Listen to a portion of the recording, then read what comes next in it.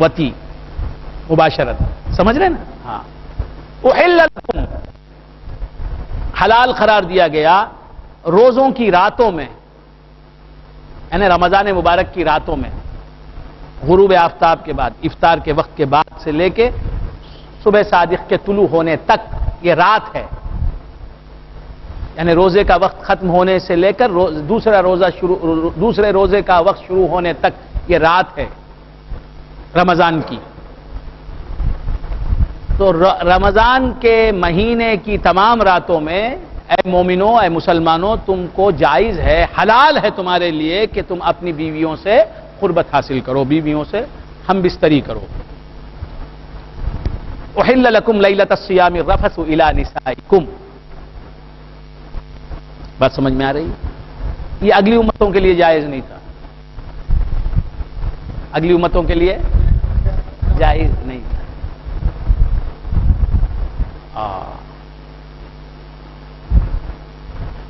ہن لباس لکم وانتم لباس لہن، ہن لباس لکم وانتم لباس لہن. تمہارے لیے وہ لباس ہیں اور ان کے لیے تم لباس ہو. مرد جو ہے عورت کا ڈریس ہوتا ہے، شوہر اپنی بیوی کا ڈریس ہوتا ہے، لباس ہوتا ہے، اور بیوی اپنے شوہر کا لباس ہوتی ہے. کیسی گفتگو کر رہا ہے اللہ تبارک. اللہ یاد رکھیں کہ لباس آدمی کے عیوب کو چھپا دیتا ہے، اس کی ذلت، وہ ذلت سے بچ جاتا ہے، رسوائی سے بچ جاتا ہے. اگر بیوی نہ ہو جو شوہر جو مرد بغیر عورت کے ہے، بغیر بیوی کے ہے، وہ مرد جو ہے بے حیائی کے کاموں میں ملوث ہو جاتا ہے، بدکاریوں میں گرفتار ہو جاتا ہے. اس طرح وہ حیا کا دامن اپنے ہاتھ سے چھوڑ دیتا ہے. اس طرح وہ رسوائی کے کام، رسوا ہونے لگتا ہے، ذلیل ہونے لگتا ہے، بے حیائی کے کاموں میں گرفتار ہو جاتا ہے. حیا نہیں رہتی، یعنی سمجھیے کہ ننگا ہو جاتا ہے. بات سمجھ میں آ رہی ہے؟ عزت اس کی باقی نہیں رہتی. بیوی جس کی ہوتی ہے، جو اپنی بیوی سے قربت، صرف اپنی بیوی سے اپنی ضرورت پوری کرتا ہے، وہ بے حیائی سے بچ جاتا ہے. بات سمجھ میں آ رہی ہے؟ تو بیوی کی وجہ سے شوہر کی عزت اور اس کی عصمت اور اس کی پاک دامنی، اس کی عزت باقی رہتی ہے. بیوی نہ ہو تو عزت باقی نہ رہے.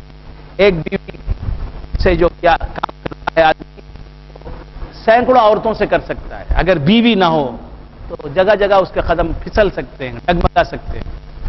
بات سمجھ میں آ رہی ہے؟ تو اللہ تعالیٰ نے بیوی کو لباس کہا. جس طرح لباس تمہارا عیب چھپاتا ہے، اسی طرح بیوی جو ہے تمہارا عیب چھپاتی ہے. کہ بیوی والا جو ہوتا ہے وہ جو ہے ناجائز تعلقات نامحرم عورتوں سے نہیں رکھتا. اس طرح اس کی عزت برقرار رہتی ہے. بات سمجھ میں آ رہی ہے؟ احل لکم لیلۃ الصیام الرفث الی نسائکم ہن لباس لکم. عورتیں تمہاری بیویاں، تمہاری وائفز تمہارے لیے ڈریس کا کام دیتی ہیں، تمہارا لباس ہے. وہ اس سے تمہاری بریانی چھپ جاتی ہے، تم یہ ہونے سے بچ جاتی ہے. اسی طرح تمہاری بیویوں کا لباس تم خود ہو. تمہاری قربت کی وجہ سے، تمہاری صحبت کی وجہ سے، تمہاری وجہ سے وہ جو ہے غلط کاری کی ڈگر پر چل پڑنے سے بچ جاتی ہیں.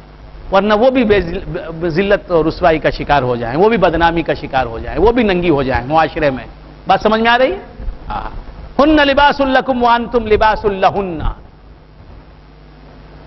علم اللہ انکم کنتم تختانون انفسکم. اللہ تعالیٰ جانتا تھا انکم کنتم تختانون انفسکم کہ تم اپنے نفسوں میں خیانت کر رہے ہو، اپنے آپ کی خیانت کر رہے ہو. کیا ہوتا تھا؟ روزہ جو ہے وہ کب سے شروع ہوتا ہے؟ طلوع صبح صادق سے روزہ شروع ہوتا ہے. طلوع صبح صادق سے روزہ شروع ہوتا ہے. وقت روزہ جب سے شروع ہوتا ہے وہ وقت اور فجر کی نماز کے شروع ہونے کا وقت دونوں ایک ہی وقت ہے. صبح صادق جب شروع ہوتی ہے اسی وقت فجر کی نماز کا وقت بھی شروع ہوتا ہے اور اسی وقت روزے کا وقت بھی شروع ہوتا ہے, روزہ بھی شروع ہوتا ہے. فجر کی نماز کا وقت اور روزے کا وقت ایک ہی, روزے کے شروع کا وقت ایک ہی. تو فجر کی نماز کا وقت جب شروع ہوتا ہے روزہ بھی اسی وقت شروع ہو جاتا ہے. پھر اس وقت سے لے کے روزہ کب تک رہتا ہے باقی جبار بھائی؟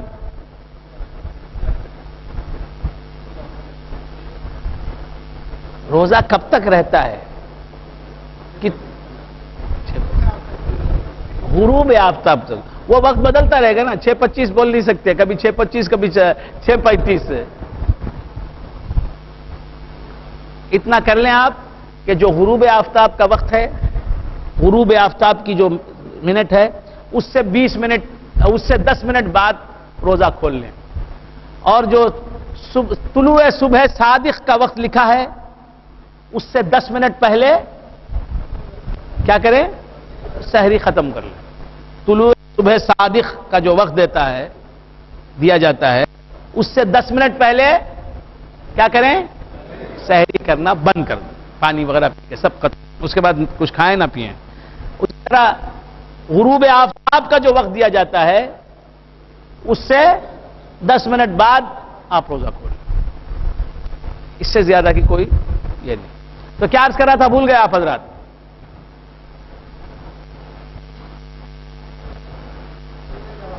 روزے کا وقت شروع ہو گیا. کب ختم ہوتا ہے وقت؟ طلوع آفتاب سے غروب آفتاب تک. اب یہ تک نہیں معلوم, طلوع آفتاب معلوم نہیں, طلوع آفتاب سے غروب آفتاب, سن رائز سے سن سیٹ. طلوع آفتاب سے غروب آفتاب تک روزہ رکھیں گے تو روزہ ہوگا ہی نہیں. روزہ سن رائز سے سن سیٹ تک نہیں ہے. طلوع صبح صادق الگ ہے, طلوع آفتاب الگ ہے.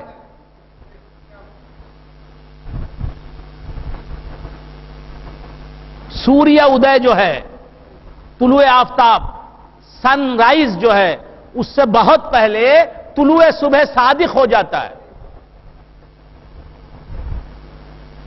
جب طلوع صبح صادق ہو گئی تو نماز فجر کا وقت شروع ہو گیا. اور کب تک نماز فجر کا وقت رہتا ہے؟ طلوع آفتاب تک, سن رائز کی منٹ تک. جس منٹ سن رائز ہوتا ہے طلوع آفتاب ہوتا ہے, سوریہ ادے ہوتا ہے, اس وقت تک فجر کی نماز کا وقت رہتا ہے. طلوع صبح صادق کے لمحے سے طلوع آفتاب کے لمحے تک یہ نماز فجر کا وقت ہے. اور روزہ کب شروع ہوتا ہے؟ نماز فجر کے شروع ہونے کے وقت کے ساتھ. خیر بندگان خدا, تو طلوع آفتاب سے روزہ شروع نہیں ہوتا, طلوع صبح صادق سے روزہ شروع ہوتا ہے. اور کب تک رہتا ہے؟ غروب آفتاب تک روزہ رہتا ہے. آفتاب غروب ہو گیا, سوریہ اشٹ ہو گیا, تو اب جو ہے آپ کو روزہ کھولنے کی اجازت ہے. احتیاطاً 5-7 منٹ کے بعد, کیونکہ ہو سکتا ہے گھڑی غلط ہو, کچھ ہو, لہذا 10 منٹ کے بعد آپ کو کہا جاتا ہے روزہ کھولنے کا حکم دیا جاتا ہے. تو کیا کیا جائے؟ روزہ کب سے کب تک ہے؟ طلوع صبح صادق سے غروب آفتاب تک, یہ روزے کا وقت ہے.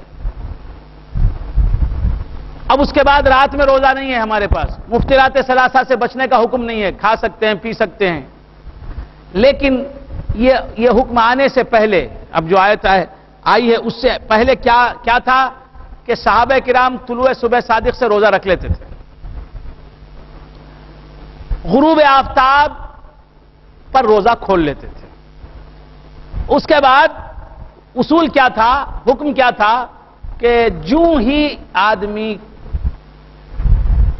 سو گیا, غروب آفتاب پر روزہ کھول لیا, اس نے افطار کر لیا, کھانے پینے کے بعد نیند آئی, سو گیا, سوتے ہی کیا ہوا؟ روزہ شروع، دوسرا روزہ شروع ہو گیا۔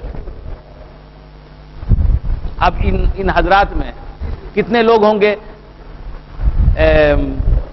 غروب آفتاب کے بعد روزہ انہوں نے کھول لیا، اس کے بعد سوئے ہوں گے نا، پاؤ گھنٹے کے لیے، آدھے گھنٹے کے لیے، 2 منٹ کے لیے یا 1 گھنٹے بھر کے لیے سوئے ہوں گے تراویح کی نماز سے پہلے۔ تو صحابہ کرام کی پہلی زندگی میں کیا تھا؟ سوتے ہی دوسرا روزہ شروع ہو جاتا، روزہ کھولے، کچھ کھائے پیے، اس کے بعد ذرا لیٹے، آنکھ لگ گئی، 6 بجے روزہ کھولے، 6:30 بجے روزہ کھولے، کچھ کھایا پیا، اس کے بعد 7 بجے ذرا تکیے سے سر لگایا، نیند آ جا سکتی ہے نا، نیند آ گئی تو سمجھو اب دوسرا روزہ شروع ہو گیا۔ اب کیا حل ہوگا؟ 2-3 کھجوریں کھائی تھی، تھوڑی سی گنجی پی تھی، اب اس کے سوا کچھ کھایا نہیں پیا نہیں، اب وہ ساری رات روزہ ہے، پھر سارا دن روزہ ہے، دوسرے دن غروب آفتاب ہونے کے بعد روزہ کھولنے کی اجازت ہے اسے، تو 24 گھنٹے کا روزہ ہو گیا تقریباً، اپروکسیمیٹلی۔ کیا حال ہوگا؟ اب بچے ہوں گے تو مشکل درپیش آئی، تو صحابہ کو مشکل درپیش آئی کہ آنکھ لگی، اب روزہ شروع ہو۔ کھانے پینے کا تو ایک مسئلہ تھا ہی، بیویوں سے مخالفت کا ایک مسئلہ پیدا ہو گیا۔ سمجھ رہے ہیں آپ کہ افطار کی، اس کے بعد جو ہے دوستوں کے ساتھ باتوں میں رہ گئے، دوستوں کو تعلیم دینے میں رہ گئے، کچھ کاموں میں رہ گئے، کچھ کرتے رہ گئے، اس کے بعد آنکھ لگی، روزہ شروع ہو گیا۔ اب وظیفہ زوجیت ادا نہیں کر سکتے، سمجھ رہے ہیں آپ؟ ایک رات ایسے ہی گزر گئی، پھر دوسرے دن بھی ایسا ہی ہو گیا، تو 2 رات گزر گئی، کئی راتیں ایسے گزر گئیں، تو باہر کیف مشکل درپیش آئی۔ بعض حضرات سے یہ بات ہو گئی کہ انہوں نے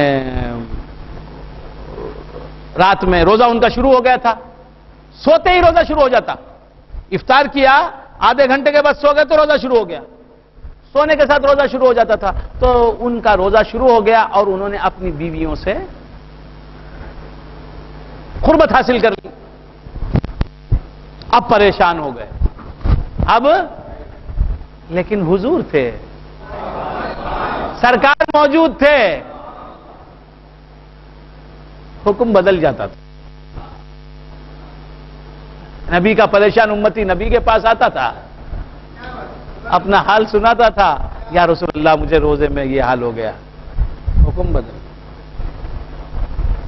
تو یہ سخت احکام اگلی امتوں کے لیے تھے ہی اس لیے کہ میرا پیارا محبوب آئے گا تو اس کی امت کے لیے یہ سختیاں دور کر کے آسانیاں ان کی جگہ دے دی جائیں۔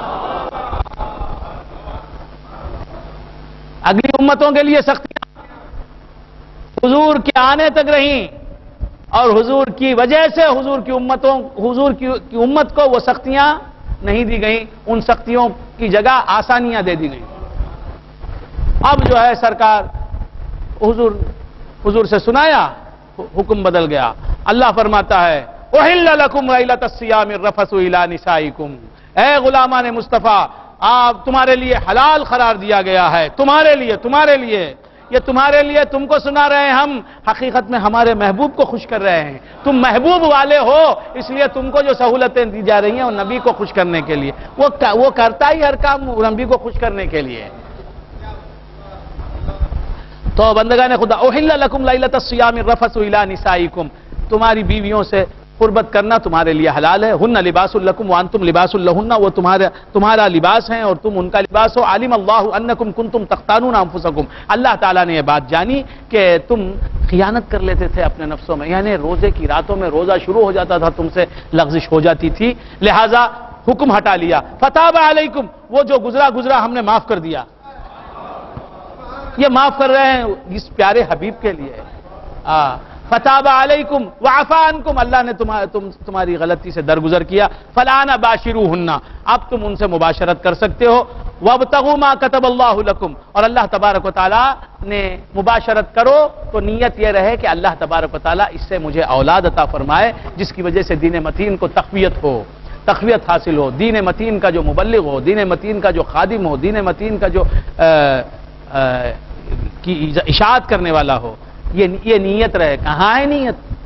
کچھ بھی نیت ہی نہیں۔ وابتغوا ما کتب اللہ لکم، وہ نیت نہیں، کچھ بھی نہیں، تو ایسی اولاد پیدا ہوتی ہے، نہ بیوی خوش نہ بابا خوش، ایسی اولاد نہ بابا خوش نہ بیوی خوش نہ اماں خوش۔ اماں بھی ہے، بیوی بھی ہے، بابا بھی ہے، اولاد بھی ہے، کوئی خوش نہیں، سب بددعا کر رہے ہیں، سب تھو تھو کر رہے ہیں۔ کس وجہ سے؟ ماں باپ کی نیت اچھی نہیں رہی، نیت اچھی نہیں۔ جب ازواج سے قربت کرنے کا ارادہ ہو، جب اے مسلمانوں تمہیں اپنی ازواج سے قربت کرنے کا ارادہ ہو تو بسم اللہ الرحمن الرحیم پڑھ لیا کرو۔ بغیر بسم اللہ کے تم اپنی ازواج سے قربت حاصل کرو گے تو شیطان تمہارے عمل میں شریک ہو جاتا ہے۔ حدیث شریف میں آیا کہ جو بسم اللہ الرحمن الرحیم کے بغیر اس مخصوص فعل میں اس فعل کا آغاز کر دیتے ہیں، ایسے مسلمانوں، ایسے لوگوں کے بچے مشترکہ بچے ہوتے ہیں، وہ شیطان کے اور انسان کے دونوں کے نطفے سے بنتا ہے بچہ۔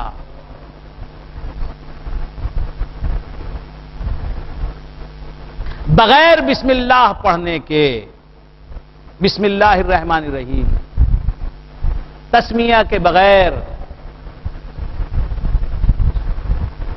اعوذ باللہ بسم اللہ کے بغیر،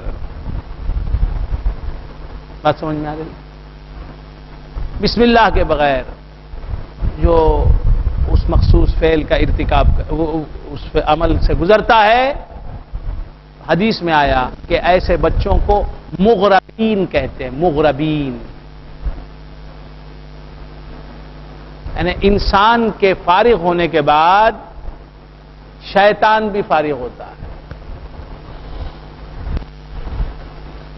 انسان اور شیطان دونوں کے مشترکہ نطفے سے وہ اولاد پیدا ہوتی ہے۔ اب ظاہر ہے یہی وجہ ہے نا کہ ابا تو مولانا ہے، بیٹا جو ہے گالی کے سوا کچھ بولتا ہی نہیں۔ وجہ کیا ہے؟ یہ مولانا ہی کی اولاد نہیں، شیطان کی بھی اولاد ہے۔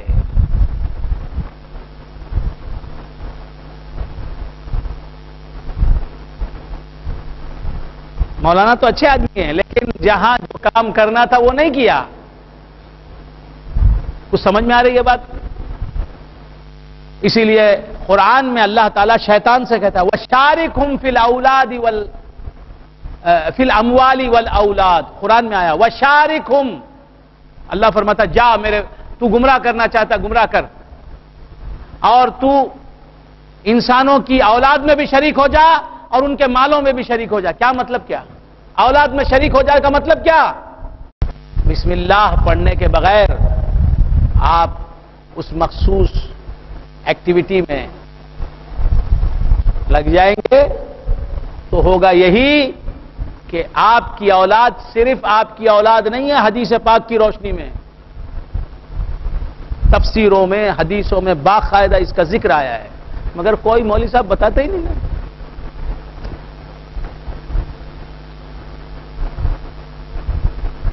کوئی ایک واقعہ اٹھا لیا، 4 جمعہ گزر گئے، ایک قصہ شروع کر دیا، عوام کو کیا؟ تو ہوتا یہ ہے کہ انسان کے فارغ ہونے کے بعد شیطان اس کی بیوی سے فارغ ہوتا ہے، اور جس طرح انسان اپنا جوہر اس میں داخل کر دیتا ہے اسی طرح شوہر اپنا بیوی، اس کی بیوی، انسان کی بیوی کہ رحم میں شیطان اپنا جوہر داخل کر دیتا. میں اور کیا سمجھاؤں، آپ سمجھ لیں. تو دونوں کے مشترکہ، انسان اور شیطان دونوں کے مشترکہ نطفے سے بچہ پیدا ہوتا ہے. اسی لیے آپ دیکھ رہے ہیں نا کہ بچے کیسے ہیں، آج کیسے ہیں بچے.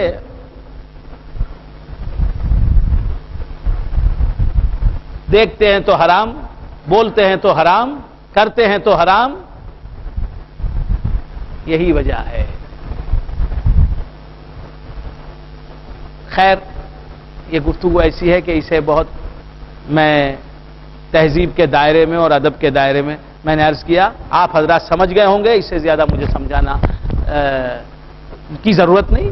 ہاں، تو اس مخصوص فعل سے پہلے اللہ کا نام لیا جائے، اللہ کو یاد کیا جائے، مولا کی طرف متوجہ رہا جائے، تو پھر جو ہے برکت ہی برکت ہو.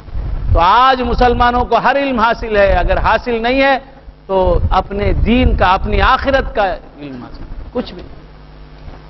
تو کبھی یہ غلطی نہ کریں کہ اس مخصوص کام سے پہلے بسم اللہ الرحمن الرحیم کو بھول جائیں.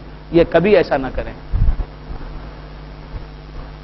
وَإِذَا سَأَلَكَ عِبَادِي عَنِّي فَإِنِّي قَرِيبٌ أُجِيبُ دَعْوَةَ الدَّاعِ إِذَا دَعَانِي فَلْيَسْتَجِيبُوا لِي وَلْيُؤْمِنُوا بِي لَعَلَّهُمْ يَرْشُدُونَ. أُحِلَّ لَكُمْ لَيْلَةَ الصِّيَامِ الرَّفَثُ إِلَى نِسَائِكُمْ هُنَّ لِبَاسٌ لَكُمْ وَأَنْتُمْ لِبَاسٌ لَهُنَّ عَلِمَ اللَّهُ أَنَّكُمْ كُنْتُمْ تَخْتَانُونَ أَنفُسَكُمْ فَتَابَ عَلَيْكُمْ وَعَفَا عَنْكُمْ فَالْآنَ بَاشِرُوهُنَّ وَابْتَغُوا مَا كَتَبَ اللَّهُ لَكُمْ.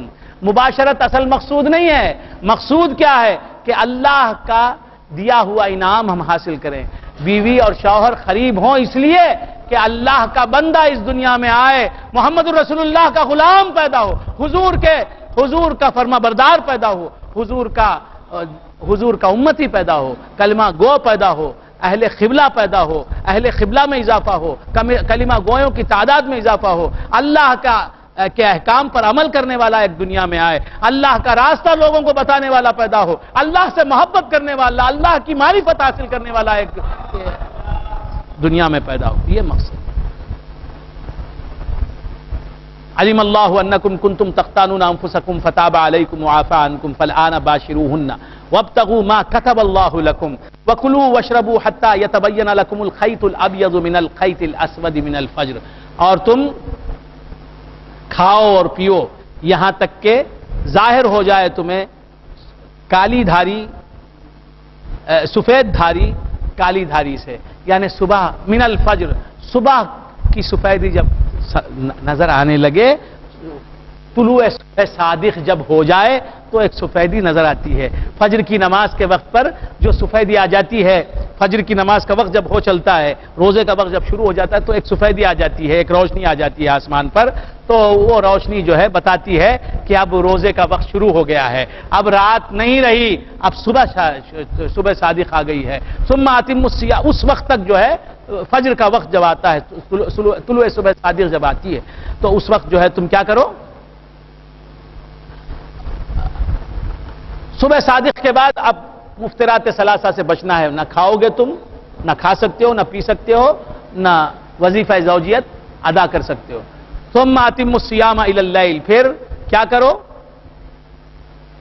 روزوں کو مکمل کرو رات تک. رات تک کیا کرو، روزے میں رہو. رات سے مطلب غروب آفتاب کے لمحے، وہ وقت جو منٹ وہ غروب آفتاب کا، اس وقت تک تم روزے میں رہو.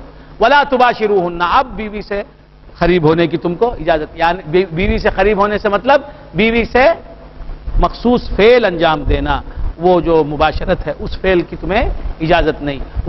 ویسے بیوی کے ساتھ بیٹھنا، بیوی کے ساتھ اٹھنا، بیوی سے باتیں کرنا، بات سمجھ میں آئے، ان سب کی اجازت ہے. اگر کوئی ایسا کمزور آدمی ہے کہ وہ بیوی سے قریب ہوتا ہے، بیوی سے بغل گیر ہوتا ہے، تو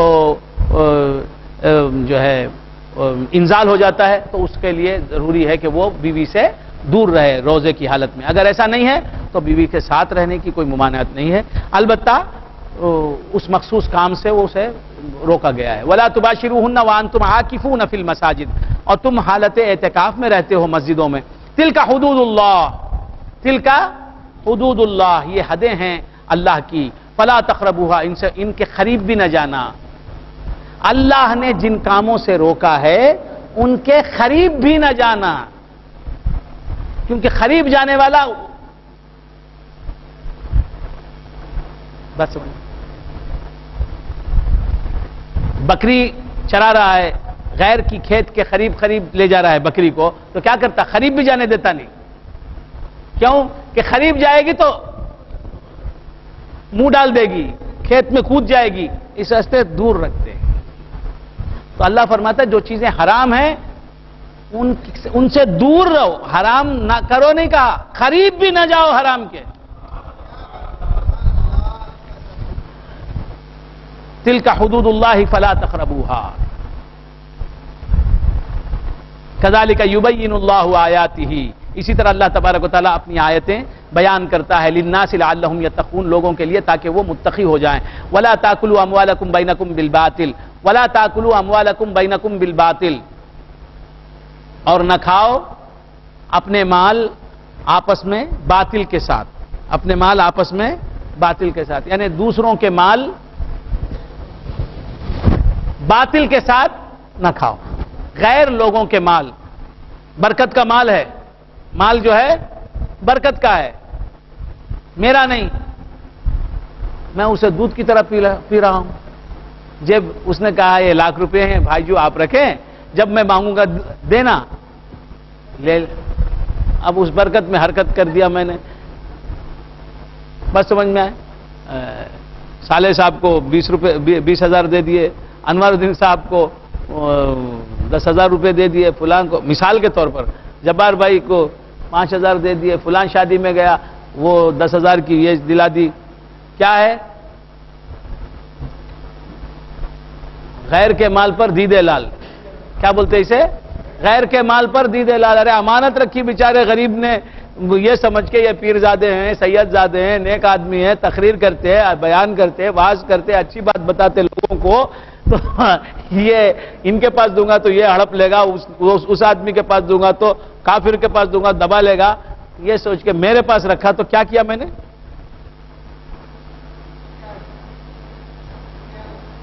دشمنوں نے تو دشمنی کی ہے، دوستوں نے بھی کیا کمی کی ہے.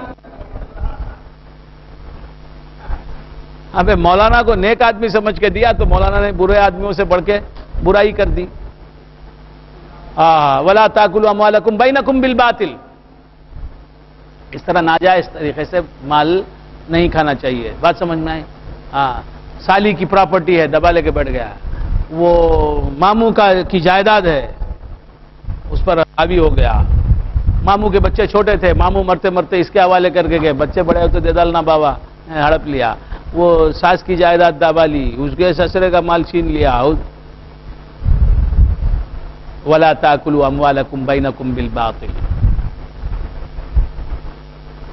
بولنا بہت آسان ہے، کرنا بہت مشکل ہے. جب کوئی امانت رکھے تو اس میں خیانت نہ کرو، یہ بڑی بات ہے. کذالک وتدلوا بها الى الحكام لتاكلوا فريقا من اموال الناس بالاثم وانتم تعلمون. اور تم دوسروں کے مال کھا لیتے ہو، ہڑپ کر لیتے ہو. اور جب وہ آ کے پوچھتا ہے بھائی میرا مال مجھے دے دو، میرے باپ کی زمین تمہارے پاس ہے، مجھے دے دو، میں بڑا ہو گیا، میں بیٹا، میرا مال، تو کیا کہتا ہے وہ؟ چلو کوٹ میں لے لے جا. وَتُدْلُوا بِهَا إِلَى الْحُكَّامِ، حکام کے پاس اسے لے جاتے ہو. لِتَأْكُلُوا فَرِيقًا مِنْ أَمْوَالِ النَّاسِ بِالْإِثْمِ، تاکہ لوگوں کے مال کا ایک حصہ جو ہے گناہ کے ذریعے کھا لے، ناجائز طریقے پر کھا لے. کوٹ میں لے جا کے کیا کرتے ہیں؟ وکیلوں کے حوالے کرتے ہیں. تو اچھے وکیل ہیں اللہ سے ڈرنے والے تو وہ صحیح کیس لڑیں گے، نہیں تو کیا کریں گے؟ غلط فیصلہ کر دیں گے، جو حقدار نہیں اس کی طرف فیصلہ ہو جائے گا. تو اس طرح کیا ہوگا؟ تم گناہ کے ذریعے سے، ناجائز ذریعے سے دوسرے کا مال ہڑپنے والے بن جاؤ گے. وانتم تعلمون، تمہارا دل تو اس وقت بھی کہہ رہا ہوتا ہے یہ میرا مال نہیں، یہ میرے ماموں کے بیٹے کا مال میں نے ہڑپ لیا. یہ کورٹ نے تو مجھے اجازت دے دی، کورٹ نے تو کہہ دیا کہ یہ میرا مال ہے لیکن میرا مال نہیں ہے. یہ انوار الدین کا مال ہے، میں نے چھین لیا. یہ جبار بھائی وہ غریب مسلمان کا مال ہے، میں نے دبا لیا. یہ عینی شاہ کا مال ہے، میں نے چھین لیا. یہ فلاں کا مال ہے، میں نے ہڑپ لیا. یہ لاکھوں کروڑوں کی جائیداد یہ جو ہے یہ فضل الرحمان کی ہے، میں اس کا مالک بن کے بیٹھا ہوں. ضمیر تو پکارتا ہے، اندر والا انسان وہ کہتا رہتا ہے لا بالاسم وانتم تعلم یسألونک عن الاحلہ، یہ لوگ آپ سے کرسنٹس کے بارے میں پوچھتے ہیں، چاندوں کے بارے میں پوچھتے ہیں۔ قل ہی مواقیت للناس والحج، اے محبوب تم فرما دو کہ یہ لوگوں کو، قل ہی مواقیت للناس والحج، یہ کیا ہیں؟ یہ لوگوں کو وقت جاننے کا ذریعہ ہے۔ چاند ایک دن کا ہوتا ہے تو آدمی جان لیتا ہے کہ یہ ایک دن کا چاند ہے، پھر اس کے بعد جو ہے اس دن سے چاند کی تاریخ شروع ہو جاتی ہے۔ پہلی رات تھی، آج دوسری رات، کل تیسری رات، پرسوں چوتھی رات ہوگی، اس طرح۔ تو ڈیز اور ڈیٹس کو جاننے کا ایک ذریعہ ہے چاند۔ والحج، اور حج کے ایام کب حج آئے گا وہ بتانے کا ذریعہ کیا ہے؟ چاند ہے۔ تو بندگان خدا، وَلَيْسَ الْبِرُّ بِأَن تَأْتُوا الْبُيُوتَ مِن ظُهُورِهَا وَلَيْسَ الْبِرُّ بِأَن تَأْتُوا الْبُيُوتَ مِن ظُهُورِهَا وَلَكِنَّ الْبِرَّ مَنِ اتَّقَىٰ۔ لوگ کیا کرتے تھے ایام جاہلیت میں؟ جب حج کو جاتے تھے تو گھر کے دروازے سے جاتے تھے۔ انٹرنس جو ہوتا نا گھر کا جو گیٹ ہوتا، مین گیٹ ہوتا، اس سے جاتے حج کو، یا ایام جاہلیت حضور کے تشریف لانے سے پہلے کے ایام مین گیٹ سے جاتے، اور آتے وقت پر پیچھے کا راستہ، پیچھے گھر کا پچھواڑا جو ہوتا ہے، پیچھے کا حصہ ہوتا، اس میں دروازہ بنا کر، دیوار کو توڑ کر دروازہ بنا کر اس دروازے میں سے حج کو آتے۔ کیا کرتے ہو؟ جب گئے تھے گناہگار گئے تھے، اب آئے ہم گناہوں سے پاک ہو کر نیک ہو کر آئے ہیں، لہذا ہم کو کس راستے سے آنا ہے؟ پیچھے کے راستے سے آنا۔ اب ہماری زندگی، نئی زندگی شروع ہوگی۔ اللہ فرماتا ہے دروازہ تو پاک ہے، تم گناہگار تھے، تم اچھے ہو گئے تو اسی دروازے سے آؤ، دروازے میں کیا ہے؟ تو زمین پاک ہے، آسمان پاک ہے، کوئی چیز گناہگار نہیں، گناہگار انسان ہے۔ یاد رکھیں کہ اسلام میں نحوست کا تصور جو ہے، کیا بھائی وہ گھر میں نکر ہو بولا لے ہمارے بیوی کائی کو، وہ گھر میں جن ہے کہتے، نیا گھر میں گیا وہ جن ہے کہتے، اس واسطے ہے نا سب مر جائیں گے کہتے۔ کسی گھر میں دلندراگی نہیں، کسی گھر میں نحوست نہیں، کسی گھر میں بربادی نہیں۔ کیوں؟ زمین میں کوئی بربادی نہیں ہوتی، کسی چیز میں دلندراگی نحوست ہے، نہ کسی جگہ میں دلندراگی ہے نحوست ہے، نہ کسی شہر میں نحوست ہے۔ نحوست کا تصور اسلام میں گناہ کے ساتھ جڑا ہوا ہے۔ گناہ زمین نہیں کرتی، گناہ آسمان نہیں کرتا، گناہ ہوا نہیں کرتی، گناہ گھوڑا نہیں کرتا، گناہ کوئی نہیں کرتا۔ گناہ کون کرتا ہے؟ انسان کرتا ہے۔ تو تم اگر گناہ کر رہے ہو تو گناہ تو تم سے نکل رہا ہے۔ گناہ خارجی چیز نہیں، گناہ داخلی چیز ہے۔ گناہ کی سرزمین تم ہو، گناہ کی کھیتی تم ہو، تم سے اگتا ہے گناہ۔ گناہ کا مصدر تم ہو، گناہ کا سرچشمہ اور سورس تم ہو۔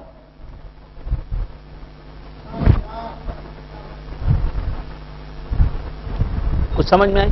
اور گناہ تم سے نکلتا ہے، لہذا گناہ ہی نحوست ہے، خدا کی نافرمانی ہی دلندراگی ہے۔ تو دلندراگی داخلی چیز ہے، انسان کے اندر سے نکلنے والی چیز ہے، باہر سے آ کے انسان میں اترنے والی چیز نہیں ہے۔ اچھی طرح جان لیں آپ، کوئی چیز نہ، آج اماؤس ہے، آج پاوڑا ہے، آج وہ ہے، آج منگل ہے، آج فلاں دن ہے، کوئی دن منحوس نہیں ہے۔ اچھی طرح جان لیں، آج منگل ہے، آج نحیس ہے۔ منگل نے کیا گناہ کیا اللہ نے اسے نحوس کیوں بنا دیا؟ اللہ نے بنایا دن، وہ منحوس کیسے ہو گیا؟ کفار، ہنود، عیسائی، یہودی اگر نحوست کا تصور رکھتے ہیں تو ان کے پاس نحوست کا تصور ہے۔ ہمارے پاس ہر چیز اللہ کی طرف سے آتی ہے، اور جو چیز اللہ کی طرف سے آتی ہے وہ تو رحمتیں لے کے آتی ہے، وہ تو برکتیں لے کے آتی ہے، وہ اللہ کی طرف سے انعام ہے بندوں کو۔ اس میں نحوست کہاں سے آ گئی؟ اللہ کی طرف سے نحوست کہاں سے آ گئی؟ اللہ کیوں نحوست جو ہے وہ گناہ ہے، خدا کی نافرمانی ہے۔ اب گناہ کی کیٹیگریز ہیں، ایک بڑا گناہ، ایک اس سے چھوٹا گناہ۔ جو بڑا گناہ ہے سب سے، وہ بڑی نحوست، اس سے چھوٹا گناہ اس سے کم نحوست، اس سے چھوٹا گناہ اس سے کم نحوست، اس سے چھوٹی غلطی اس سے کم نحوست۔ تو مکروہ تنزیہی بھی اس اعتبار سے نحوست ہے، مکروہ تحریمی اس سے بڑی نحوست ہے، اور اطاعت اس سے بڑی نحوست ہے، مکروہ تحریمی اس سے بڑی نحوست ہے، حرام کا ارتکاب گناہ کبیرہ اس سے بڑی نحوست ہے۔ تو گناہ اور خدا کی نافرمانی کا جو کانسیپٹ ہے وہی ہے نحوست کا کانسیپٹ، دلندراگی جسے کہتے ہیں آپ کی زبان میں نحوست۔ یہ جو ہے گناہ سے جڑا، جو گناہ کرتا ہے انسان وہی اس کے لیے نحوست بن جاتی ہے۔ گناہگار مسلمان وہ بادشاہ کیوں نہ رہے، تخت و تاج کا مالک کیوں نہ رہے، وہ منحوس ہے۔ اور نیکوکار مسلمان فٹ پاتھ پہ کیوں نہ سو رہا ہو، وہ سعید ہے، وہ سعادت مند ہے، وہ نیک اقبال ہے، وہ خوش بخت ہے۔ تو گناہ ہی نحوست ہے، اور گناہ سے پیدا ہونے والی زندگی اور حالات یہ منحوس حالات ہیں، منحوس زندگی۔ یہ سمجھنے کی کوشش کریں۔ نحوست کا تصور، ہفتہ نحوست ہے، منگل نحوست ہے، فلاں چہارشنبے کا دن نحوست ہے، وہ تیرا تیزی منحوس ہے، کوئی دن منحوس نہیں۔ اگر کسی کو گفتگو کرنی ہے تو میرے سے آئیں، گھنٹے گفتگو میں کروں گا انشاءاللہ۔ نہیں، کچھ لوگ پریشان نہیں، اپنی ہمارے دماغ میں نہیں آتا، نہیں آتا، صحیح نہیں آتا، ایسے بہت سے لوگوں کو نہیں آتا۔ آپ آئیں، میں سمجھانے کے لیے تیار ہوں، ان تمام مسائل کو سمجھنے کے لیے۔ نحوست کوئی نہیں، ہمارے گھر میں آئی نا ہماری چھوٹی باوج، انہیں اس کے پاواں دیکھو، پھر کو ہی دیکھو، دانتاں بیچ میں سن ہے دیکھو، یہ سب کان چھوٹے ہیں اس کے، ناک ٹیڑھی ہے، انکانی ہے انہیں، یہ سب غلط تصورات ہیں۔ اس کا باوا بھی منحوس تھا۔ تصور جو ہے گناہ کی، اگر آپ کا گھر منحوس ہو سکتا ہے، کیوں کہ آپ اس گھر میں آ کے گناہ گاریوں میں مبتلا ہو گئے، محل خرید لیا آپ نے اور آپ گناہ گاریوں میں مبتلا ہو گئے، عیش و عشرت میں لگ گئے، مسجد کو جانا چھوڑ دیا، یا عبادتیں چھوڑ دی، یا اللہ کی طرف توجہ چھوڑ دی، تلاوت کلام مجید بند کر دیا، نمازوں کی پابندی چھوڑ دی، اس طرح، اور لوگوں کی غیبتیں کر رہے ہیں، عیش و عشرت میں گزار رہے ہیں دن، تو وہ گھر منحوس ہو گیا، آپ کی وجہ سے گھر گندا ہوا ہے نا۔ زمین گندی تھی کیا؟ نہیں تھی، زمین پر کسی جانور نے پیشاب کر دیا، اب گندی ہو گئی۔ بات سمجھ میں؟ تو معلوم یہ ہوا کہ انسان گندا کرتا ہے جگہ کو، چیزوں کو، دنیا کو، دنیا انسان کو دلندر نہیں کرتی، دنیا کو دلندر انسان بناتا ہے۔ تو اب دلندری کہاں سے نکلتی ہے؟ خدا کی نافرمانی سے نکلتی ہے۔ خدا کی نافرمانی کی ہی دلندراگی ہے، اس کے سوائے کوئی دلندراگی نہیں۔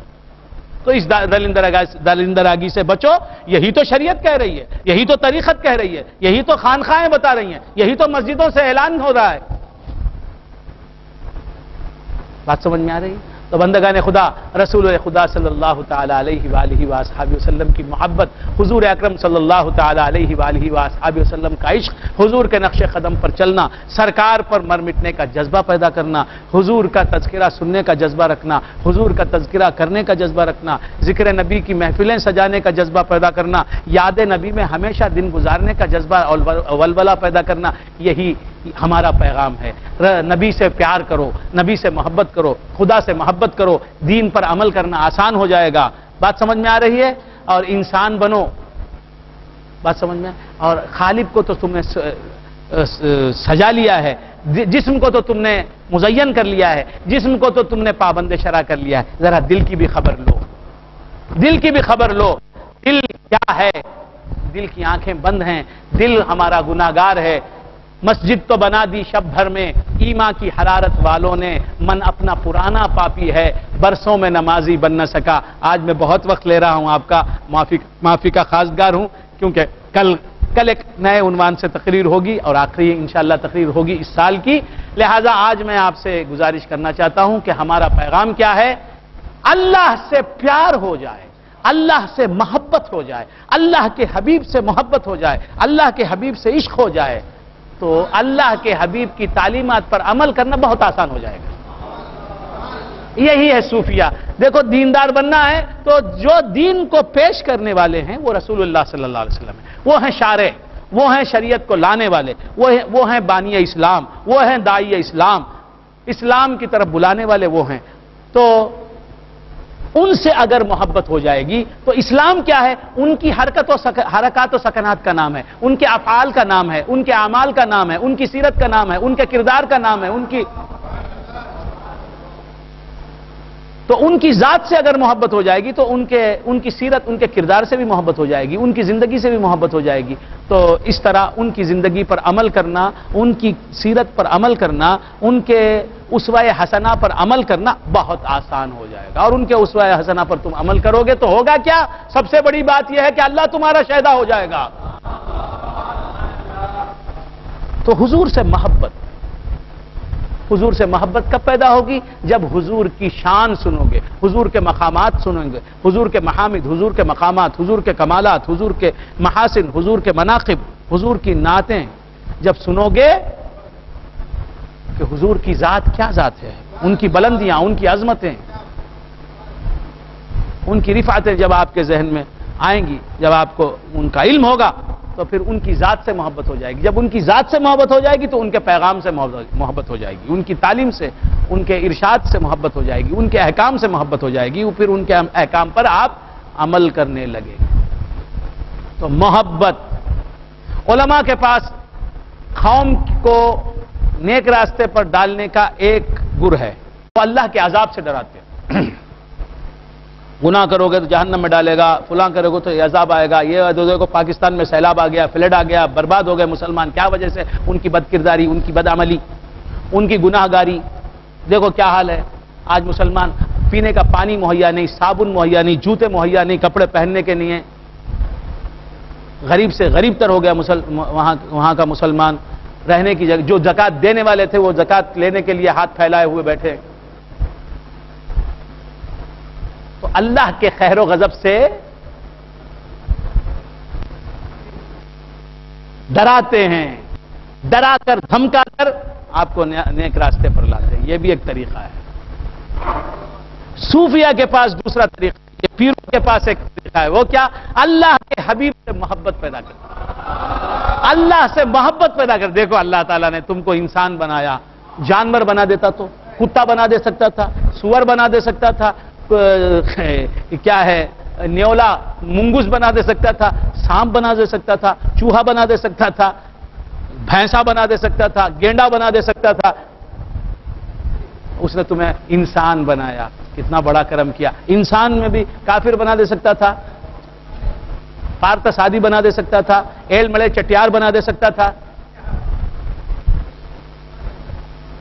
بات سمجھ میں آ رہی؟ نہیں. پڑھنی بنا دے سکتا تھا، گرو سوامی بنا دے سکتا تھا، جی کوئی نائر بنا دے سکتا تھا. اس نے تمہیں عبد الصمد، عبد الستار بنایا، مسلمان بنایا، انسان بنایا، مسلمان بنایا. اہل جماعت ماں باپ کے پیٹ میں پیدا کیا. بات سمجھ میں آئے؟ معتزلی بنا دیتا، خارجی بنا دیتا، ناصبی بنا دیتا، قادیانی بنا دیتا تو تم قادیانی مقرر کے سامنے بیٹھے سن رہے ہوتے اور وہاں سبحان اللہ کے نعرے لگا رہے ہوتے. دیکھو اللہ نے کتنا کرم کیا تم کو سنی بنایا. اہل سنت و جماعت، تمہارا باپ بھی اہل سنت و جماعت، تمہاری ماں بھی اہل سنت و جماعت. کتنا بڑا کرم کیا اللہ تعالیٰ نے. دیکھو تمہیں کتنا خوبرو بنایا. تم کو کانے دجال کی طرح ایک آنکھ دے دیتا تو کیا ہوتا تھا. اللہ کے انعام اور اکرام. دیکھو اللہ نے کتنا تنومند بنایا.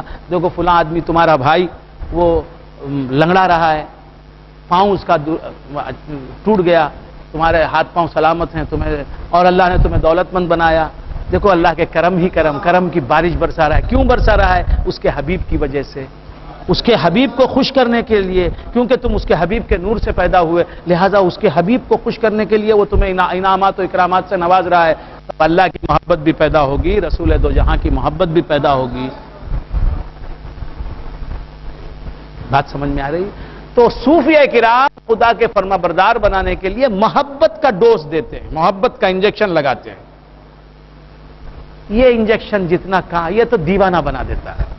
ڈر کا انجیکشن جو ہے وہ کبھی رہتا کبھی بھاگ جاتا ہے، پھر شروع کرتا. کیا رے اللہ سے ڈریا نا، رمضان ہوتے کے ساتھ پھر ووچ کے شروع کر لیا، وہی رفتار بے ڈھنگی. تو مانا ڈر جو ہے، باپ سے ڈر کے بچہ غلطی کرتا ہے، غلطی نہیں کرتا تو وہ ڈر کچھ دن رہتا. باپ سے محبت ہو جائے، ابا میں جان دینے کے لیے تیار تمہارے، یہ محبت. تو جو باپ اپنے بچوں کے سامنے بچوں کو مارتے، گالی دیتے، سر پھوڑ دیتے، ہاتھ توڑ دیتے، پاؤں توڑ دیتے، ان باپوں سے بچے ڈرتے نہیں، بلکہ کچھ دیر ڈرتے، اس کے بعد کیا چرے کرتا کر لے رہے بڈھے. ہاں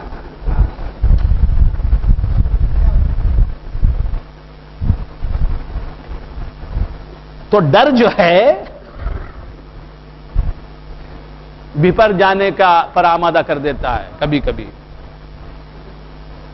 علماء ظواہر جو اکثر ڈراتے ہیں، صرف ڈراتے ہیں. مزاج جو ہے دین کا ڈر بھی سنانا، اللہ سے محبت بھی دینا. تو صوفیہ کرام کیا کرتے ہیں؟ ڈراتے بھی ہیں لیکن کم کم ڈراتے ہیں، زیادہ اللہ سے محبت. ڈراتے بھی ہیں، نہیں ڈرے تو بھی پھر بھی بپھر جائیں گا. بات سمجھ میں آ رہی؟ تو اللہ سے ڈراتے بھی ہیں، ڈر کا عنصر کم ہوتا ہے. خوشخبریاں سناتے ہیں، اللہ کے کرم کی بات سناتے ہیں، اللہ کی رحمت کی بات سناتے ہیں. دیکھو اللہ نے کیا کیا کیا، اب تک تمہیں ذلیل نہیں کیا، آئندہ ذلیل کرے گا. تم نے کتنے گناہ کیے اب، لیکن اس نے تمہارے گناہوں کا پردہ چاک ہونے نہیں دیا، لوگوں پر ظاہر نہیں کیا کہ تم ایسے ایسے گناہ کر چکے ہو. تو کیا اولین و آخرین کے درمیان قیامت میں تمہیں ذلیل اور رسوا کر دے گا؟ نہیں کرے گا. تو بندگان خدا، میری ان تمام نشستوں کا حاصل یہ ہے کہ حضور سے محبت پیدا ہو، اللہ سے محبت پیدا ہو، اور اللہ کے اور حضور کے قریب کرنے والے جو ہیں وہ ہیں اللہ والے. یہ ملے. ہم نے رسول اللہ صلی اللہ علیہ وسلم کا آستانہ تو دیکھا نہیں، ہم نے حضور کی زندگی میں تو سانس نہیں لیا، ہم تو پیدا ہی نہیں ہوئے تھے. حضور کے نام سے بھی واقف ہیں غوث اعظم کے صدقے میں، صحابہ کے صدقے میں، خواجہ اجمیری کے صدقے میں، اللہ والوں کے صدقے میں. تو اللہ والوں ہی نے ہم کو حضور تک پہنچایا، حضور سے کا عرفان عطا فرمایا، اللہ کا عرفان عطا فرمایا. تو ان کے قدموں کو نہیں چھوڑنا چاہیے. یہ سید موسیٰ شاہ قادری، یہ غلام دستگیر، یہ نقشبندی، یہ حضرت مخدوم عبدالحق صابی، انہی نے تو اپنی ساری زندگی لگا دی، اپنی ساری زندگی وقف کر دی لوگوں کو اللہ کی طرف بلانے میں. انہوں نے اپنا کچھ سوچا ہی نہیں. کھانے کی فکر تھی نہ، انہیں پینے کی فکر تھی نہ، دنیا کی فکر تھی. یہ تو بس مولا کی بات کرتے رہے، رات دن 24 گھنٹے یہ مولا کی دعوت دیتے رہے، اللہ کی فرما برداری کرتے رہے، لوگوں کو اللہ کی فرما برداری کا درس دیتے رہے. تو ان سے محبت اگر ہو جائے گی تو ہم کو اللہ اور رسول کی محبت بھی ہو جائے گی. تو یہ میرا گفتگو کا حاصل رہا. کچھ باتیں انشاءاللہ کل بھی عرض کرنے کی کوشش کروں گا. جس طرح رمضان میں آپ سننے کے عادی ہو گئے ہیں، رمضان کے بعد بھی میرے پاس آتے رہیں، سنتے رہیں. ہر ہفتہ 6 نشستیں ہیں، کم سے کم ہر ہفتہ 6 گھنٹے آپ کو مجھے سننے کا موقع مل سکتا ہے انشاءاللہ بحولہ تعالی. تو آپ شریک ہوتے رہیں. اس طرح علم دین زیادہ سے زیادہ حاصل کریں، جس کی وجہ سے دونوں جہاں کی ہر سعادت سے آپ کو مالا مال ہونے کی سعادت ملے گی. وآخر دعوانا ان الحمد للہ رب العالمین.